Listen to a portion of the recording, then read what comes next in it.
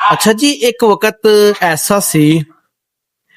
ਕਿ ਦੁਨੀਆ ਨੂੰ ਤਾਲਿਬਾਨ ਨਾਲ ਕੰਟੈਕਟ ਕਰਨੇ ਵਾਸਤੇ ਪਾਕਿਸਤਾਨ ਕੰਟੈਕਟ ਕਰਨਾ ਪੈਂਦਾ ਸੀ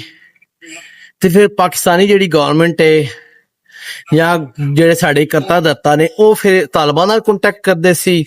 ਤੇ ਇੰਜ ਫਿਰ ਦੁਨੀਆ ਦਾ ਰਾਬਤਾ ਤਾਲਿਬਾਨ ਦੇ ਨਾਲ ਕਾਇਮ ਰਹਿੰਦਾ ਸੀ। ਤੇ ਦੁਨੀਆ ਜਦੋਂ ਵੀ ਸਮਝਣਾ ਕਿ ਹੁਣ ਤਾਲਿਬਾਨ ਨੇ ਕੋਈ ਜ਼ਿਆਦਤੀ ਕਰ ਦਿੱਤੀ ਏ, ਕਿਸੇ ਦੀ ਅਰੈਸਟ ਦਾ ਮਾਮਲਾ ਹੋਏ, ਕਿਸੇ ਨੂੰ ਫੜਨਾ ਫੜਾਣਾ ਹੋਏ, ਤੇ ਦੁਨੀਆ ਹੋਲੇ ਜੇ ਸਾਡੇ ਖਾਨੇ ਚ ਕਹਿੰਦੀ ਸੀ ਫਲਾਣਾ ਬੰਦਾ ਚਾਹੀਦਾ, ਫਲਾਣਾ ਚਾਹੀਦਾ, ਤੇ ਸਾਡੀ ਜਿਹੜੀ ਗੌਰਮੈਂਟ ਹੈ, ਐਸਟੈਬਲਿਸ਼ਮੈਂਟ ਹੈ, ਸਾਡੀ ਇਦਾਰੇ ਨੇ, ਉਹ ਅਫਗਾਨੀ ਬੰਦਾ, ਉਹ ਤਾਲਿਬਾਨ ਦਾ ਬੰਦਾ ਚੁੱਕ ਕੇ ਜਾਂ ਉਹਦੀ ਇਤਲਾ ਦੁਨੀਆ ਨੂੰ ਦੇ ਦਿੰਦੇ ਸੀ, ਫਿਰ ਉਹ ਉਹਦਾ ਨਾਲ ਜੋ ਕਰਨਾ ਸੀ ਕਰ ਲੈਂਦੇ ਸੀ। ਫਿਰ ਇੱਕ ਟਾਈਮ ਸੀ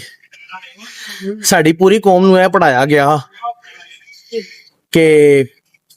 ਜਿਹੜੀ ਅਫਗਾਨਿਸਤਾਨ ਇੱਕ ਨਾਕਾਬਿਲ ਸ਼ਿਕਸਤ ਕੌਮ ਹੈ, ਜਿਹੜਾ ਕਿ ਝੂਠ ਸੀ, ਗਲਤ ਬਿਆਨੀ ਸੀ। ਇੱਥੇ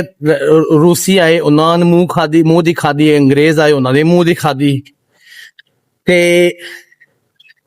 ਅਮਰੀਕਨ ਆਏ ਤੇ ਉਹਨਾਂ ਨੇ ਵੀ ਮੂੰਹ ਦੀ ਖਾਦੀ। ਐਂਡ ਵਿੱਚ ਹਥਿਆਰ ਪਾ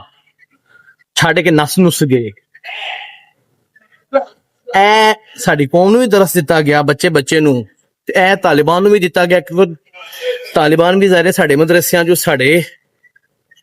ਮਸਾਜਿਦ ਜਦੋਂ ਪੜ੍ਹ ਲਿਖ ਕੇ ਜਵਾਨ ਹੋਏ ਸੀ ਤੇ ਇੱਥੋਂ ਨਿਕਲੇ ਸਨ, ਤੇ ਇੱਥੋਂ ਫਿਰ ਉਹਨਾਂ ਨੇ ਆਪਣੀ ਤਹਿਰੀਕ ਦਾ ਜੋ ਵੀ ਆਗਾਜ਼ ਕੀਤਾ ਸੀ।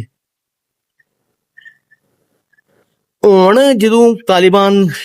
ਤੇ ਪਾਕਿਸਤਾਨ ਦੀ ਠਣ ਗਈ ਏ, ਹੁਣ ਜਦੋਂ ਪਾਕਿਸਤਾਨ ਨੂੰ ਤਾਲਿਬਾਨ ਨਾਲ ਗੱਲ ਕਰਨੇ ਦੀ ਲੋੜ ਪੈਂਦੀ ਏ ਤੇ ਆ ਪਾਕਿਸਤਾਨ ਤੁਰਕੀ ਨਾਲ ਰਾਬਤਾ ਕਰਦਾ ਹੈ ਜਾਂ ਕਤਰ ਨਾਲ ਰਾਬਤਾ ਕਰਦਾ ਹੈ, ਤੇ ਹੁਣ ਕੌਮ ਨੂੰ ਇਹ ਦੱਸਿਆ ਜਾ ਰਿਹਾ ਹੈ, ਇਹ ਬਾਬਰ ਕਰਾਇਆ ਜਾ ਰਿਹਾ ਉਸ ਕੌਮ ਦੇ ਬੱਚੇ ਨੂੰ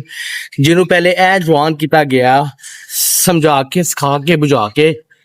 ਕਿ ਅਫਗਾਨ ਤਾਲਿਬਾਨ ਨਾਕਾਬਲੇ ਤਸਖੀਰ, ਅਫਗਾਨਿਸਤਾਨ ਨਾਕਾਬਲੇ ਤਸਖੀਰ ਕੌਮ ਹੈ ਅਫਗਾਨ, ਤੇ ਇਹਨਾਂ ਤੇ ਕੋਈ ਗਵਰਨਮੈਂਟ ਨਹੀਂ ਕਰ ਸਕਦਾ। ਤੇ ਸਾਨੂੰ ਇਹ ਵੀ ਦੱਸਿਆ ਗਿਆ ਕਿ ਇੰਡੀਆ ਜਦੋਂ ਅੱਲਾ ਨਾ ਕਰੇ ਸਾਡੇ ਤੇ ਹਮਲਾ ਕੀਤਾ ਤੇ ਤਾਲਿਬਾਨ ਸਾਡਾ ਸਾਥ ਦੇਣਗੇ।